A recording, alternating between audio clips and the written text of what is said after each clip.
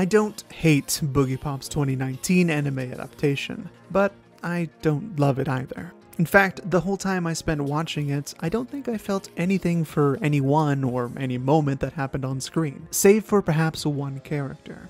While I've never read the source material, I have heard the light novel is much better than what we got in the anime, as it went more into depth to the character's thoughts, something unfortunately lost in transit to many anime. Be that as it may, however, most anime still manage to adapt to the lack of inner dialogue anyway, but Boogiepop, well, Boogiepop stumbles through its first arc in my opinion, and here's the 5 reasons why. Boogiepop is a non-linear story, which means that the plot is cut up into flashbacks, flash forwards, and flash sideways. There have been plenty of successful anime with this style of storytelling, like Baccano for instance, and also successful live-action films like, of course, Pulp Fiction. But whereas Baccano tells a single story over its entire 13-episode runtime, around 4 hours and 48 minutes, the story of Boogiepop's first arc is contained within 3 episodes, for a total of 1 hour and 6 minutes, not counting the OPs and EDs, and I think it suffers for that short runtime. Pulp Fiction, by the way, is 2 hours and 58 minutes for those counting at home. In a third of this anime's time, we're introduced to a character that has absolutely no impact on the plot of this first arc at all. I'm sure he's going to be important later, but he literally does nothing interesting the entire time. And the wildly lacking sense of time passing in the anime definitely didn't help the whole growth from, "Who are you, Boogiepop?" to, "Oh my god, my friend who I've spent literal minutes with, why are you abandoning me?" In fact, it was just so jarring that it wasn't until I found out later, reading comments, that more than just a few days had passed in the time since this boy met Boogiepop to Boogiepop leaving. There's even an easy fix for this sense of time. Just show the changing of the seasons. Obviously, the tests these kids were all stressed over take place at a certain time, but that could have easily been moved to another stressful test in, say, fall. And if not, well, that's just a failure of the anime's adaptation to show time actually passing. Especially in a plot where the manipulation of time to tease the audience and give them answers out of order is used. Even more uses of different times of day would have helped, because this anime mostly just focused on daytime and sunset, so there was little color variation to give us a compass, so to speak.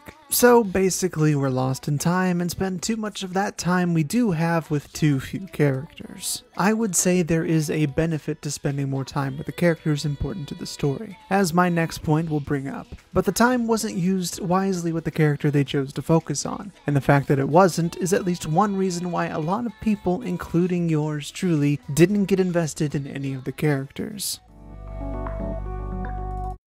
Let's put aside the real-life time spent with the story. If the plot and characters are good enough, the time spent with them in real life shouldn't matter, right? If tons of people can connect to a short film like Shelter in 6 minutes, people can and obviously did connect with the characters in Boogiepop. But the problem is that even in the story, the characters didn't really get all that much time to develop themselves, and the ones that didn't matter in this arc at all, really. Sure, we find out things about them now and then, but we never really get a sense of their emotions. We don't get to see these characters grow, and the one character we do see grow, the kid with the bow, literally grows up off screen, telling us instead of showing us his growth. These characters could have easily been husks, and absolutely nothing would have changed besides their waifu index. All of them except Naoko Kamikishiro. See, we saw her emotions. We weren't told how she feels with dialogue. She just does kind things, helps people, and generally moves the plot along every time she's on screen, little as it was. She's the only one that actually does anything besides Bow Kid and, well, maybe the villain, I guess. But I can connect with her because she's a human and does human things. Maybe that's the point of this first arc, that Naoko is the only human person in the show so much that she's the representative Echoes goes with after transmitting himself. But that still makes everyone else that much more boring in comparison, and that's a problem when you're trying to get people interested in your overall story with this first arc, at least in my opinion. Speaking of acting human, I found that almost every main character in the first arc failed to present any form of reaction to the events occurring on screen.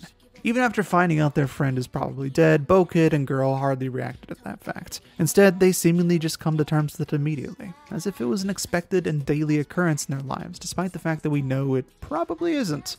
They should be reacting with at least some tears or rage at the fact, instead of acting like war-hardened veterans with experience dealing with loss. These are kids in school after all, with all the emotional issues that come with that. And the fact that they just stand there and accept everything that happens is frankly unrealistic even within the bounds of this universe where monsters and aliens exist. It feels exactly like what people complain about with the dryness of light novels. That's why it was relief when they actually reacted to the murder directly in front of them. But then they went right back to being those lifeless husks I was talking about. Even the main boy of the first episode didn't really react at all when he was on screen. He may as well have just been a non with how he acted, and while that may be the point to have this faceless husk acting as a self-insert for both the author and viewer to get closer to Boogie Pop, the fact that he just kind of accepts everything calmly is not very interesting. Sure, there are characters that exist that can coolly accept incredible concepts, but the archetypes that make that interesting include going at least, pushes up glasses. That's weird. I need to research this. Showing us actual emotion instead of just telling us the kid went to the library to research it without an ounce of personality to him. Also, speaking of the characters not reacting emotionally, I have an issue with one person who didn't react physically. The fact that Action Hero Girl didn't immediately try her self-defense move on anyone during the start of the fight, to the point where her throat was cut, was incredibly stupid to me. The anime has shown she's willing to put the hurt on people just for being suspicious, but the moment she has a chance to, when the villain dude is monologuing and then pulls out a pencil to stab Echoes, seems like an incredibly convenient amount of writing to keep her from being useful at all. At the very least, she should have immediately snapped Twat Boy's arm like a twig after the long pause the pencil was in Echoes, but let's say the surprise of Manticore appearing was what stopped her, I guess. Why not even react and try to jump in on that monster?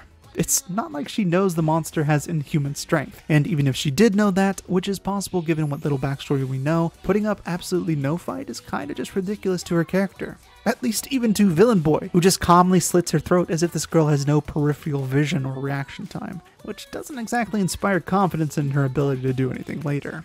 I mean, even comparing her to the girl she is in the OP, it seems like I'm staring at two totally different characters. I'll keep this brief, because only one part particularly bothered me. The fight scene between Echoes and Manticore. I mean, just look at this Devilman Crybaby garbage. There's a way to anime fight scenes, and this definitely ain't it, Chief. Nitpicky as it is, the fact that this 3-episode arc culminated in what amounts to two blurs moving awkwardly over a roof like it's being animated in an MS Paint is just the incredibly unsatisfying cherry on top of this mediocre sundae of an anime. Also, to pick on something much more nitty, I just don't like the random cuts to random pretty shots in the middle of conversations, like what's so popularized by Shaft anime. To me, this just represents a failure to make the conversation itself interesting, or even the characters. But even I can understand that it's a stylistic choice. I just prefer depictions of body language, like KyoAni does with a focus on calves or facial expressions in reaction to the conversation. It feels much more human to do this than the often alien dry presentation of Shaft in this anime. But again, that's a stylistic preference, and I can recognize it's not necessarily a flaw to most people, so don't get up in arms, okay? Look, I understand that you want to be mysterious and give the viewer all the pieces of this wacky puzzle immediately. That's great. But the fact that the show just gives everything away for someone half paying attention to the cut-ins just makes the conclusion of us seeing it later that much more mediocre. There's no mystery to it. The end of the first episode with Boogie Pop saying that she didn't have to do anything, which is a lie by the way, those wires didn't happen by themselves, just reminded me of that meme with Sailor Moon and Tuxedo Mask, as someone made very appropriately soon after it aired. The reason that Baccano worked was because of the suspense it created. While there was a vague timeline and we understood that some characters would make it out in the end, we didn't know what would happen to them in the meantime, and many of the flash forwards ended on a cliffhanger to keep you guessing their fate. Thus, we feared for these characters' safety.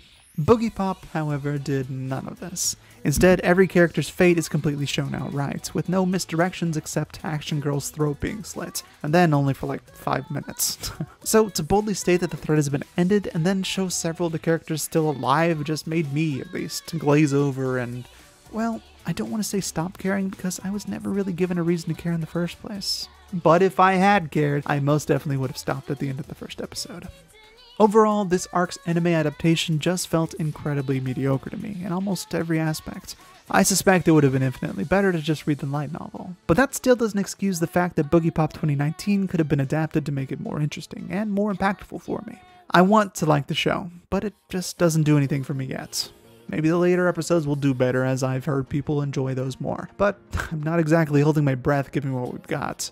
Regardless of my feelings though, what matters is what all of you think, so let me know down in the comments below how you felt about this adaptation, or even just light novel. Did you like this adaptation, or did you find yourself agreeing with me? And while you're commenting, don't forget to subscribe for more videos just like this one. You can also support me on Patreon if you want to contribute to making my channel and life better. And remember, especially after all my complaints, as long as you're having fun watching anime you like, that's all that really matters. I'll see you next time.